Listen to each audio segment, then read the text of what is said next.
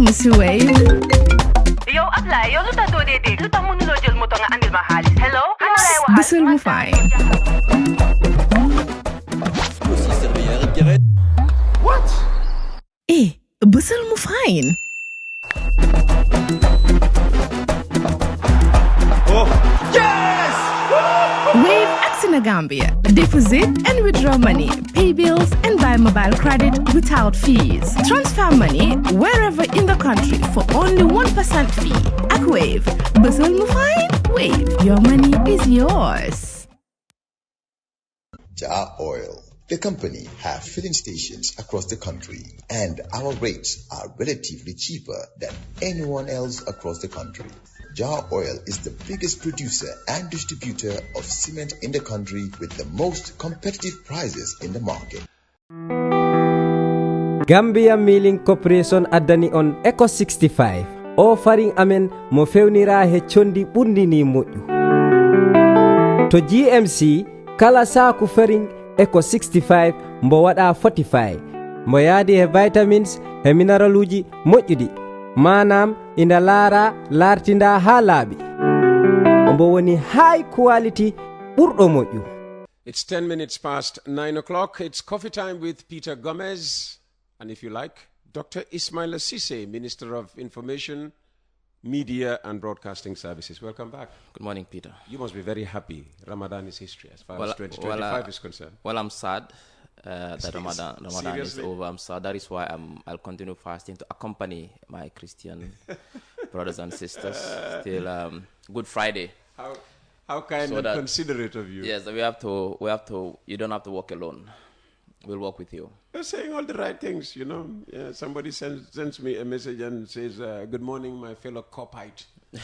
You know, those of us who support Liverpool. You know the Cop. It is this special place of course, in Anfield, you know. Even though I'm an Arsenal fan, so I don't like to talk about Liverpool. Are you serious? 100%. Are you Arsenal because now that we've joined President Barrow, you've decided to also adopt his team? No, I've been Arsenal since 96. Have you? Welcome back, and I hope you had an enjoyable Eid celebration. A restful one. I slept a lot. I've never slept very good. So much for a very long time. Very good, very good. Do you wish that today were also a public holiday? Looks like it is, huh? It looks like it. You feel the aura in the air. It feels like there's hardly any traffic on the road. Exactly. Yeah. But I mean, I wish everyone a happy Eid. Are you working in the first place? Yes, I'm going to the office from here. From here, you're going to... Yes. He's starting his work here. I'm going to the office. So, all right. So what wishing everyone a happy Eid. Fantastic. Starting with His Excellency the President. I'm sure you did that over the weekend. Yes, we did, but we have to emphasize it again. And the entire Gambian people, those in the Gambia, those abroad, we wish everybody a happy Eid. And also we pray that our supplications are answered by the Almighty Allah. And that may peace continue to reign over this country. Were you at State House when the Muslim elders called on the president? Yes, I was there. You were there? Yes. The question is asked, why is Ahmadiyya still not included when, according to Demba Ali Jawo, you can ask, the leader of the Lebanese Muslim community to be part of the delegation? Yes, actually what happened was that they alternate. Last year they were included. The Ahmadiyya? Yes, the last year they gave a speech, so they alternate between them and the No, it is good to make the point that they are not marginalized. No, of course, because that's why I got to know. Okay. Because when I saw that, I raised the issue and I asked why, and they said no, they alternate between them and the Lebanese. Last year the Ahmadiyyas gave a speech, so this year it was the turn of the. But there is no policy of this government to marginalize any religious group. We treat everybody equally because Gambia is a secular state, and our secularity is based on that every religious group should be given an equal opportunity and should be treated with equality. Okay. So there was no issue of marginalization. And what about including women in the delegation? Well, it's not us who determine. We send invites when the elders are coming. Remember, this has been a very long tradition from the colonial period to Jawara. Exactly. So obviously, we don't have an issue with women coming. If there are no religious groups here that are headed by women, that are not that I'm aware of, maybe if they come as part of the delegation. But that is not for us to decide who comes. What we do at the office of the president is to send the invites, and who comes is determined pretty much by the organization that is invited. Mm-hmm. And I saw, this what do you call them, TikTok clips and whatever, and news circulating that the president was after the online newspapers again accusing them of. He wasn't. See, actually, the president's trying to divide the country. No, he wasn't. In fact, his speech was bent on uniting the country to remind everyone of our responsibilities as citizens. It was one of the best speeches the president has given, and the key themes, the key takeaways from that speech, one was that to maintain the peace that we have. There are countries on Eid Day, and there are countries still today who could not enjoy their Eid. Countries like Lebanon, and these are Muslims in Gaza, in Sudan. Even in a small country like Myanmar, I'm not sure how many Muslims are there, but they could not enjoy their Eid because of the 7.7 magnitude earthquake that they had. Yeah, but that's a natural phenomenon. That's what I'm saying. That's what I'm saying. You can't blame online publications No, for I'm that coming. kind of thing. I'm trying to make a point. What I'm trying to make is that we should be thankful for the peace that we have. And we have this peace partly thanks to the president to a large extent because he gave us peace. He made every Gambian to live in peace. He gave us peace. Of course, he did not disturb our peace like the previous president we had. That's different from giving us peace. That's what I'm saying. I mean, I'm not sure the direct translate, but Daphne Mesunjama, if I may use English word. Yeah, he allowed us to enjoy our That's what peace. I'm trying to say. Sonalut Ken, Bundu Hatalut Ken. So because he's a peaceful president, he that peace is extended to the entire country. And we have that peace. So what the president was trying to say basically was that let us love our country. That was the purpose, that let us sell our country.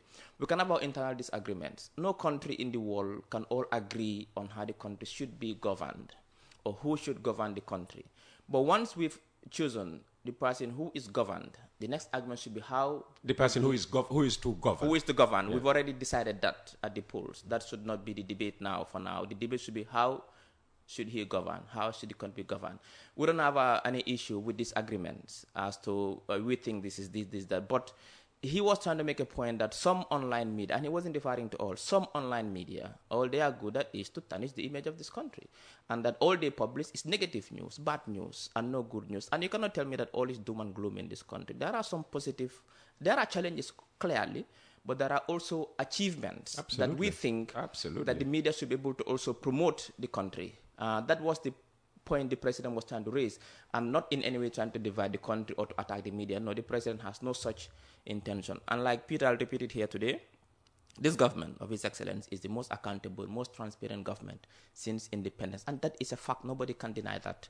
And under His Excellency's leadership, the media is much more freer now than ever before. And we respect this media, and we are going to make sure that we maintain it, and we are going to support it. And we'll give our last blood to ensure the media remains free and not muzzled. And not muzzled. So that is a fact. So he would not do anything to spoil that. He cannot make a good legacy and start to destroy. What he was trying to make a point is that the media, you have a responsibility. Yes, report, hold us accountable. That is why we are transparent. We have come up with initiatives to make sure that we come up with what government is doing. But when you report, be fair in your reporting. That's all he's asking for. Be fair in your reporting. Yes, when things go wrong, report it. But when also we do good things, it also report them. But there are some media, clearly, when you look at their line of reporting, the trend is that all they report is negative, nothing good. When something good, even if you send it to them, they won't report it. They'll just put it aside. But if it's negative, even if it's false, they just pick it from the gutters. They'll report it. Maybe that's their editorial policy. Every media house has its own editorial policy.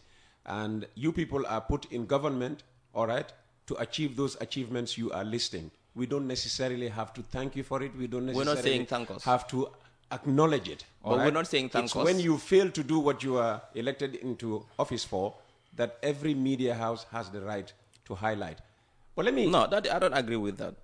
You have a right to highlight the failings, but also you have a responsibility to highlight our achievements as a government. It's our country, it's our government, it belongs to all of us. Now, if you do negative reporting today as a media, and that tarnishes the image of the country in a manner in which it prevents, inhibits the much needed investment and tourist community, everybody's affected. Nobody should do the country anything, is our country. Nobody should do anything to tarnish the image of their country. Mm-hmm. You are suggesting that they are saying something about their country that is not necessarily true, and it's presenting the country in a bad light. Nobody should do this. So that's the point. If by your actions, those of you in public office, all right, if by your actions you are tarnishing the image of the country, every media house has the right to report it. It is not our business. We're not saying that. Nobody to protect you when you mess up. We're not censoring anybody from reporting. No, we're not talking about censorship. What we are saying is that be fair in your reporting. That's what we are saying. That when you report the negative, but also sometimes report the positive. I agree. You cannot act as a... There are some media houses today. You wonder whether they're a media house or they are how do you call it again? They are ancillaries. Again. Or auxiliaries of political parties. Again, this is why before giving out licenses, try to know what the media house is all about. The challenge is that most of the online media don't need licenses because the online media is not as regulated as the print media or say the TV media or the radio. I'm sure. So what we are going to do now is to find ways to make sure that we regulate the online media as well, because if you are in the business of broadcasting news to the government people, you must be regulated. Oh, okay. So you are trying to find ways to regulate all online media. We cannot allow an anarchic system in the media.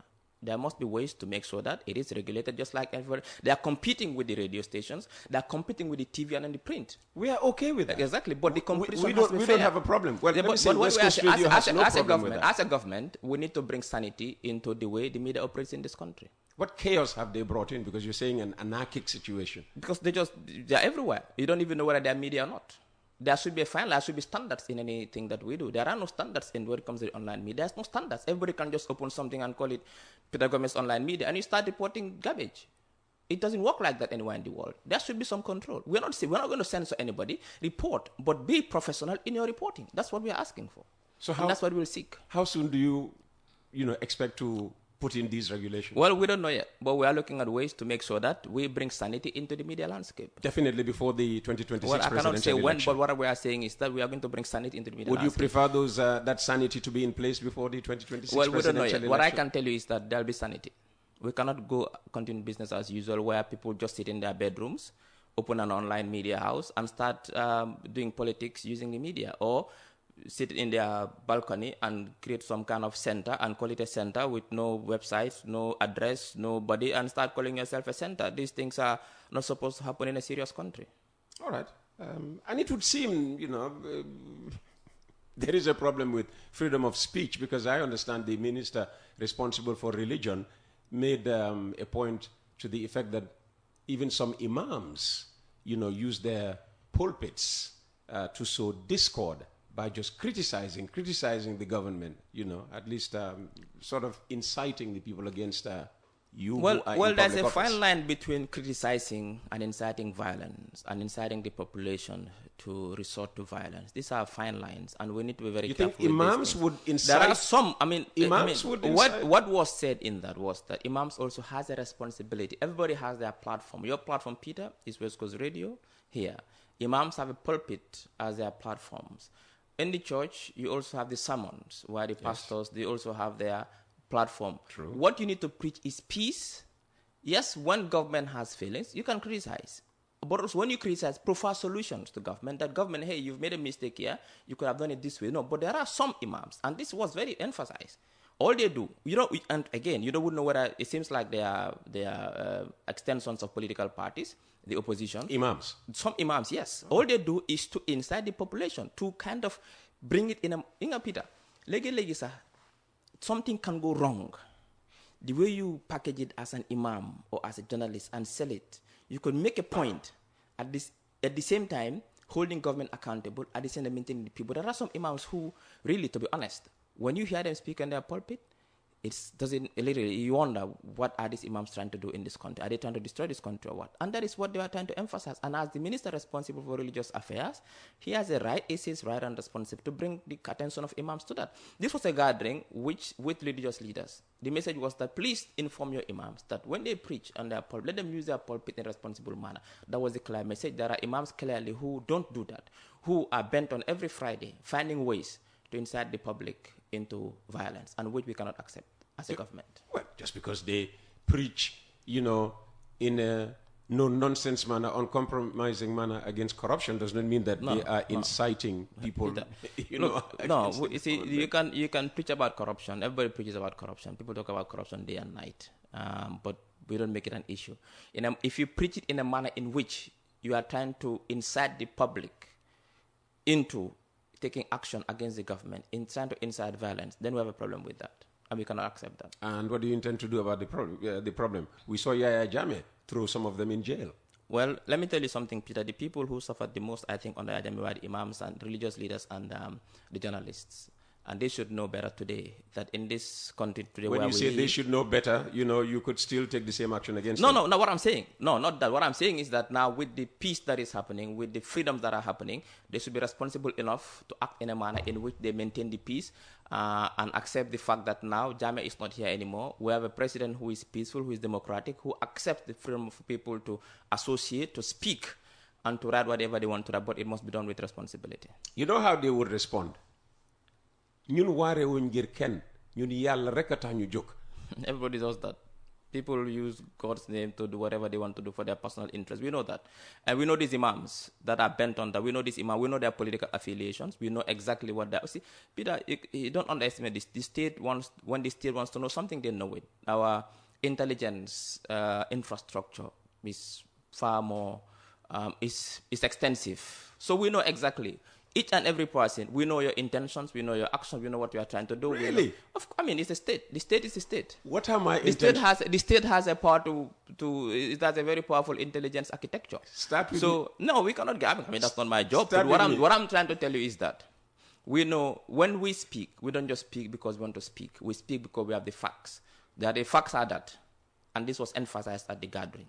Some imams use their pulpit for politics and to create discord in this country. Some journalists are not fair in their reporting. All they want to do is to paint a negative picture of the country because they are politically affiliated. That is a fact. You seem to be suggesting that there's a sophisticated snooping system. I'm not saying that. No, I'm not. Every country has an intelligence system. You know about the actions and the intentions of every citizen. You just said that here. What I'm saying is that I say when the state wants to, they can. I'm not saying they do. When the state wants to have any intel, they can have because the state is extensive, it is powerful. The state is the most powerful organ in the country. When the state wants to have intelligence, it can get intelligence. And that happens everywhere in the world. If you go to the UK, there are very powerful intelligence systems. The MI5, the MI6, you go to the US, you go to all countries. You go to Mossad in Israel. All countries have their intelligence architecture. It's important to protect the state. I talked to my primary schoolmate Abubakar Jeng about this. How complex, how sophisticated the government snooping system is. Any state without a complex, powerful, extensive intelligence system is vulnerable. Therefore, every state must have that, and it's important for every state to have it. It's important to protect the citizens, because the state, when the state erodes, when the state is in danger, if it's threatened, the citizens are in danger. Therefore, it is important for every state to be able to maintain a very powerful intelligence architect to protect its citizens. It's important. It is about sovereignty. Jar Oil, the company, have filling stations across the country, and our rates are relatively cheaper than anyone else across the country. Jar Oil is the biggest producer and distributor of cement in the country with the most competitive prices in the market.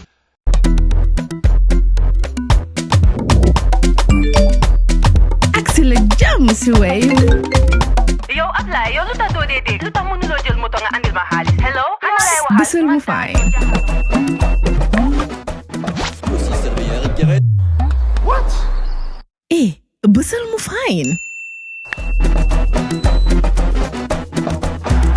Oh, yes! Wave Gambia. Deposit and withdraw money, pay bills and buy mobile credit without fees. Transfer money wherever in the country for only 1% fee. At Wave, Busel mu fine? Wave, your money is yours. We know how the security system, the security apparatus, was used against Gambians for 22 years. I hope you don't have similar intentions. We use it to protect Gambians now. No Gambian can tell you that I've been picked up at night. No journalist can tell you that I've been picked up and put in prison for my reporting. No Gambian can tell you that I've been put straight to remand because I'm accused. No, the court systems are functioning properly. You are innocent until proven guilty. That is why I heard someone this morning, Dr. Conte, my friend, his issue is that he has very limited understanding of what's happening in this country. Of course, I know him. He's a very passionate guy, but his understanding of what's happening in the country is very limited. He's still living in that world of theory. And we've gone beyond that now, and he needs to catch up with us when it comes to that. The most important thing is that audit reports are opinions. That's a fact. And he even said it. It's a professional opinion. He said it. We never say it's a mere opinion that should be discarded. We never said that. We were saying you cannot take people to court based on just the audit report. There are processes to be followed. First, there are professional opinions gathered by professionals using certain criteria. Then after that, when there is a suspicion or clear indication that a crime has been committed, then you refer it to the police, who have the competence to further investigate, and then to the AG. You cannot just say the audit report says that Peter Gomez has fraudulently misused 10,000, so take him to court or to mile to straight. It doesn't work like. He should know better than that. And I was listening to Alhaji Sedi Barrow as well this morning. I still wonder why this guy is still speaking. By the way, begin by wishing him a happy birthday. It's his birthday today. Well, I don't wish people happy birthdays. What I'm trying to say is when you sat here and wish President Barrow a happy birthday, I wouldn't wish him a happy birthday. By the way, what I'm trying to say is that he talked about what he could do if he was in power. He was given a chance at the TRRC. All he did was to look for a wife there. He did not do anything better there. He would have, if he had implemented these ideas at the TRRC, he would have been told something. I mean, he went there. He was so incompetent, so mediocre. He just looked for a runaway. I mean, why is he still speaking? He should keep quiet, man. This guy should keep quiet, Peter, to be honest. I wonder, he sits in his small corner. He makes a lot of sense. No, but I mean, sometimes making sense in theory doesn't make that in practice. Why didn't he practice it when he was at the TRRC? He should have done that. I think he did a lot of the job. He did, by having a wife and running away. I remember Esam by far. By having a wife and running away, he deserted. Just like he did when he did the coup attempt in the Gambia. Anyway, let's move on. Any issue to clarify? Yes, of course. The president, during his speech, he was giving a rundown of the price of commodities. I saw some, I don't know what they call them, a fact check or whatever. They think this will be fact checking. They're not doing the fact checking on that. The president said the price of rice is 3,700, which is right. Saben Imadi has a consignment of rice from Pakistan. They're selling for 1,700 at wholesale price. What's the weight of the bag? I mean, 50 kilos. These things at wholesale price. Because it's not only inflation. There's also stagflation. Saben Imadi and other wholesale and shrinkflation, where what looks like 50 kilos, 1,007 at wholesale. Before it reaches your shop, it will go up to $1,009, $2,000, obviously, because they have to add their fuel, their transportation costs, their rent, their tax, and all that. So for people to just go to 1-2 shops and they ask for the price and they say, well, the president's statement is not true, it's false, I think that is disingenuous. They should do better research, better work. And again, I heard Dr. Conte about our issue with Afrobarometer. We are not saying that we're not doing research. What we are saying is that, and I'm a social scientist, Peter. Social scientists can disagree. I thought you were a political scientist. Political science is part of social science. Is it? Okay. So as a social scientist, it's normal for scientists, socialists to disagree on methodological approach, on the interpretation of data. It's normal. So we thought that we disagree with the methodology used to come up with such generalizations, and the way that our data was interpreted. It's normal for us to do that, and nobody can stop us from doing that. I mean, the people who think that, who promote democracy, are the people who sometimes can be so authoritarian, thinking that we should not make our opinions known on issues that we disagree with. We have a right to do it as citizens, but also as a government. Can you say anything about, the accident that happened over the weekend, which claimed the lives of a couple of naval officers, or you are completely unaware of this? I'm aware of it. I received a statement from the Minister of Defense. The statement was published. I don't know the details exactly as to what happened. I know there was an accident and there were fatalities. And the accident was involving a jar oil fuel tanker. I should be talking to the jar oil manager by 1:45 in the next 12 minutes or so. You want to address one or two things that were sent to you. Good evening, Peter. How is your day? Anyway, I was listening to you and Ismaila Ceesay on one of your programs about the airport tax. The fee has gone up to 1,400 instead of the 1,000. Well, actually, what happened, the fee is still 1,000 for Gambian passport holders, and 1,400 or the equivalent in euro or dollar or pound for non-Gambian passport holders. So it is still 1,000 for Gambian passport holders. Okay. But what has happened is it has gone up for non-Gambian passport holders. Good morning, please. I don't know who will be coming to your studio this week as members of the executive arm of the country. Ismaila is always here on Tuesdays. Please, can you ask them how far has the government gone in addressing the partial travel ban that the Gambia falls into? We are concerned citizens with admission for the 2025 fall semester. If the issue is not addressed, we will not be able to process our student visas to travel for studies. This is the U.S. Well, for the purpose of clarity, currently there is no travel ban. The Gambia was given 60 days to resolve a concern raised by the U.S. government, and we are working on it together with the U.S. government to make sure it is resolved. So we have 60 days from February. So we're working on it. The Gambia, as a responsible government, we'll do the needful to ensure that the travel ban is not imposed. Not only the ban, the restriction is not imposed. Remind us again, what are we being punished for? It's about the purported Gambians who are meant to be deported, from over 3,000 Gambians, purported Gambians who are supposed to be deported back to the Gambia, in terms of finding ways to make sure that they are given the right travel documents to be able to, so they can be able to be sent back to the Gambia. If you look, all the US wants is compliance. So we have start complying. Obviously, we cannot bring all these numbers back within 60 days. It's not possible. But I think all they want to see from the part of Gambia is compliance to ensure that work starts to start identifying these purported Gambians. Oh, that's not very good. It will have an impact on remittances. Well, it will also bring the needed. See, sometimes, Peter, I disagree with people who say you deported this Gambian security. I've seen Gambians who are deported who are doing better in this country. Yeah. They came with their skills, they came with their knowledge, they are contributing, and they've been deported. So you cannot tell me that not everybody who comes is coming to be a criminal. There are those who really were working hard in the U.S., they learned a skill in the U.S., but they could not regularize their stay. If they come back here, it's going to be an additional human capital to the Gambia. Greetings, Uncle Peter. I would remind the Information Minister, as Muslims, we use Eid as a day of forgiveness and sharing and caring. But why was Hamad and Barrow being so hard on journalists and religious leaders? He should have listened to them and shared ideas how he can settle our differences and put an end to financial crises, corruption, etc., etc. And this is from Alex Badunyang.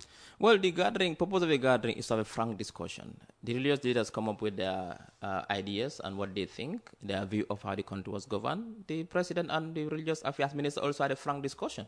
It was a frank discussion. It was a family discussion, Peter. And when families meet, we have to discuss frankly about the country. For me, I don't see anything wrong with the tone or the message that was used. It was quite normal, and I think it was, like I said, Hamad Bar gave one of his best speeches, and the president also gave one of his best speeches. The speeches were meant to unite the Gambia, but also remind everybody of their responsibility as a citizen. 7711599, if you want to put a message or a question to Dr. Ceesay. Good morning, Uncle Peter. I partly agree with Mr. Ceesay, Dr. Ceesay, please, about control. But they need to start from all the ministries. Control as in? I don't know. Okay.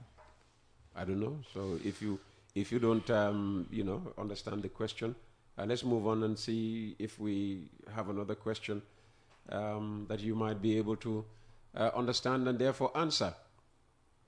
I think this government is turning to dictatorship.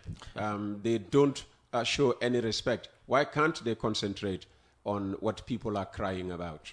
Dictatorship. See, people just use words flamboyantly. This government is turning into dictatorship.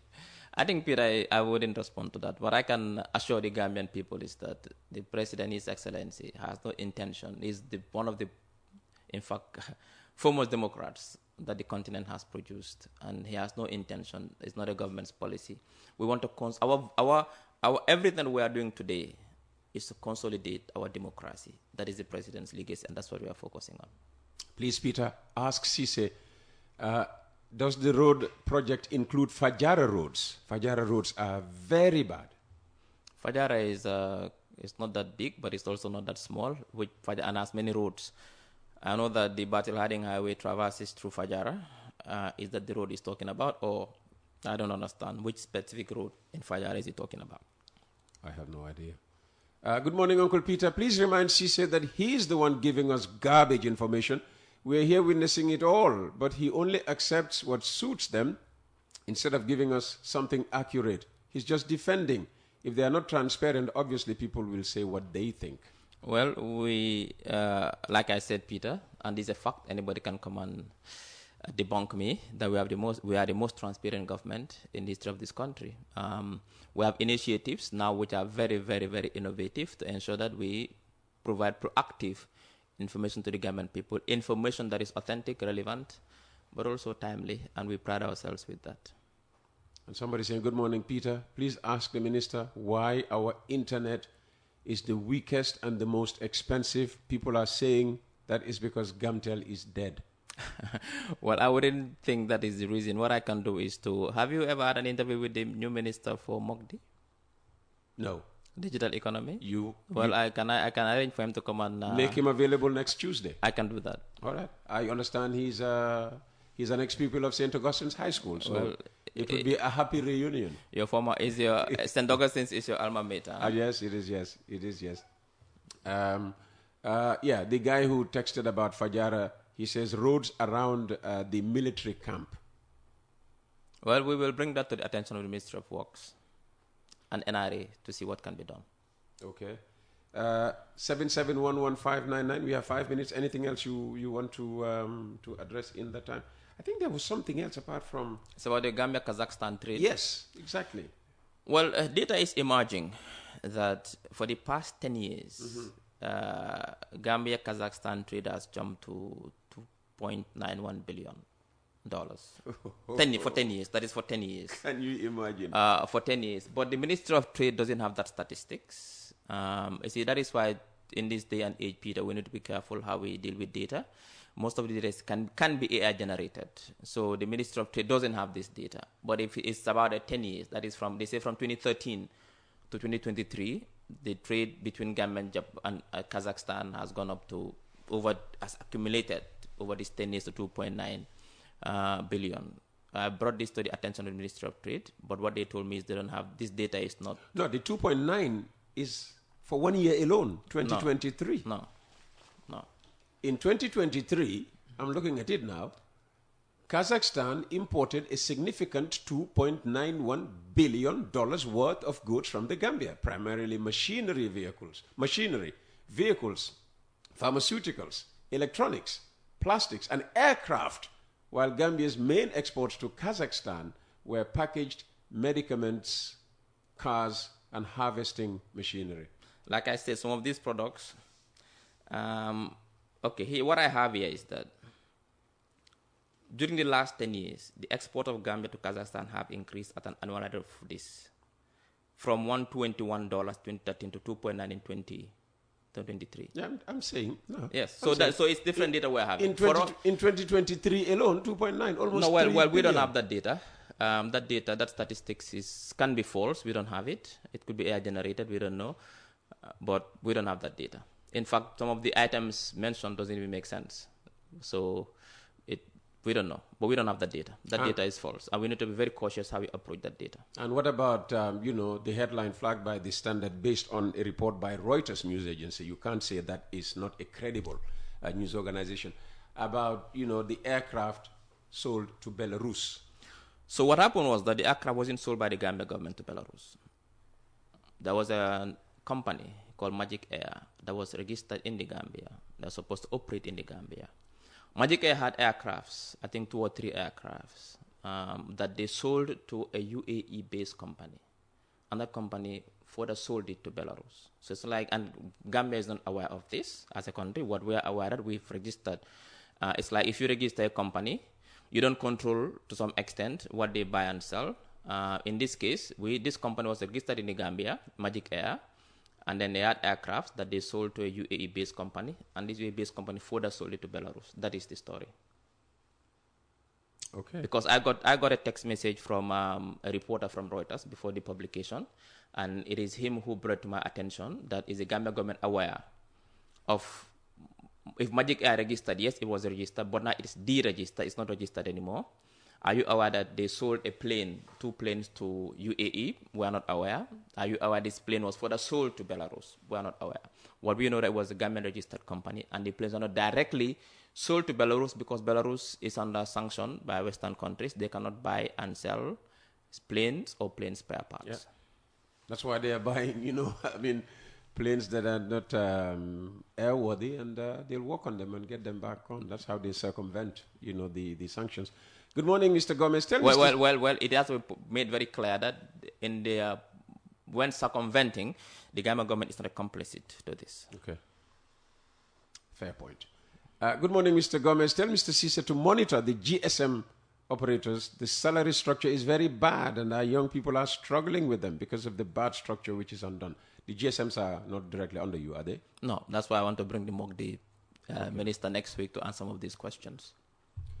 Well done, Dr. Ceesay. Keep up the good work. You may not be able to please all with your information, but at least we know what is happening with transparency.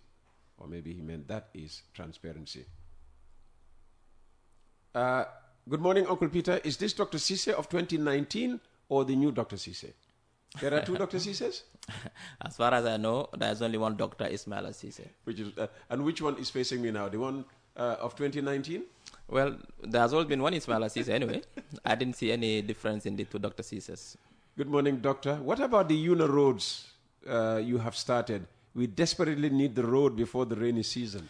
It will be complete. It's on track. The Madiana road is almost done. The road from Old Yundum towards Tauta has also started. The president has pledged another 500 kilometers of road. So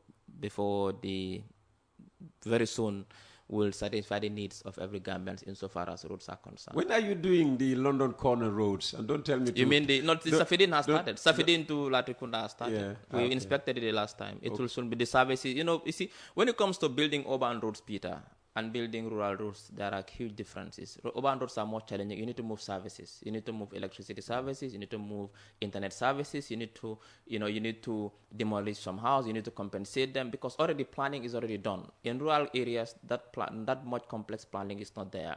That is why here, when it comes to road construction in urban Gambia, the construction itself is much and takes longer time than the construction. Like for Safedin, all that has been done. All now that is remains to put the asphalt and complete that road. Fantastic. Hi, ask the minister about the Spain circular migration, please. Negotiations are ongoing still to confirm the numbers.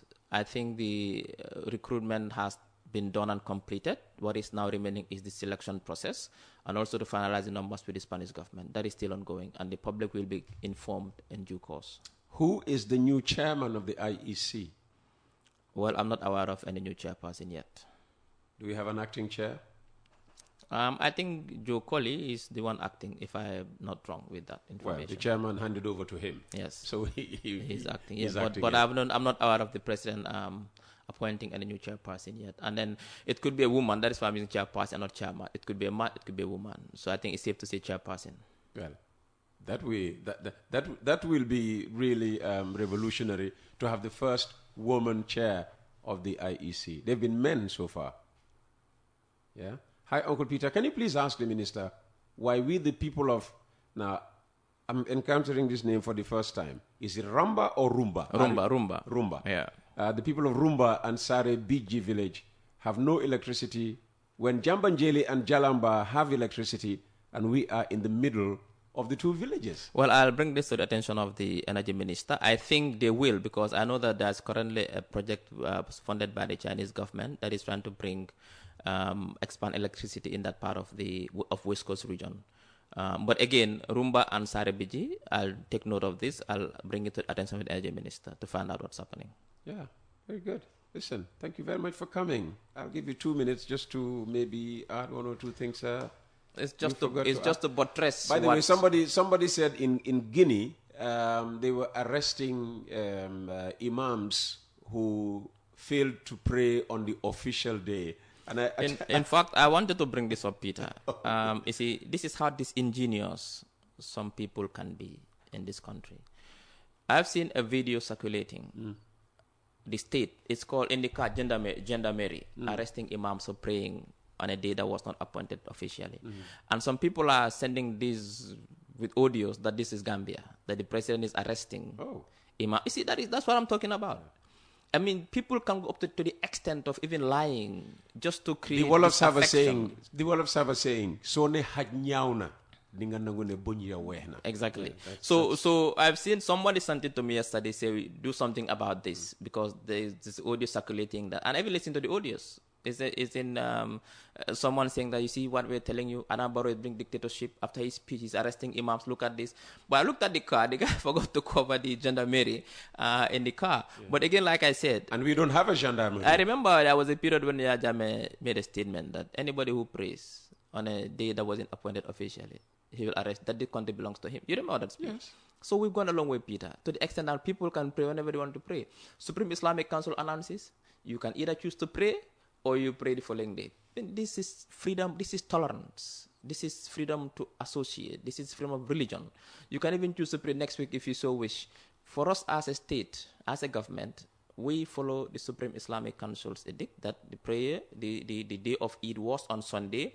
We prayed. Today is a public, yesterday was a public holiday, and today we are back to work. Yeah, but not everybody is back to work. And there will be consequences. I think the Minister of Public Service will take note. I know that what they've done now is to equip electronic time, how the management systems in most of the ministries. Obviously, those who didn't go to work today will face the consequences. The Minister of Public Service will take note.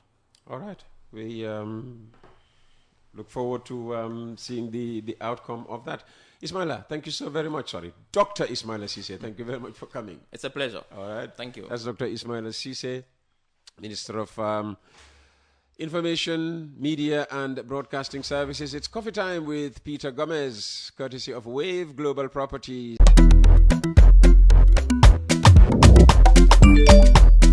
Excellent jam, Wave. Yo, apply. Yo, luta do de. Luta mënulo jël moto nga andil ma xaalis. Hello? Busel mu fine. What?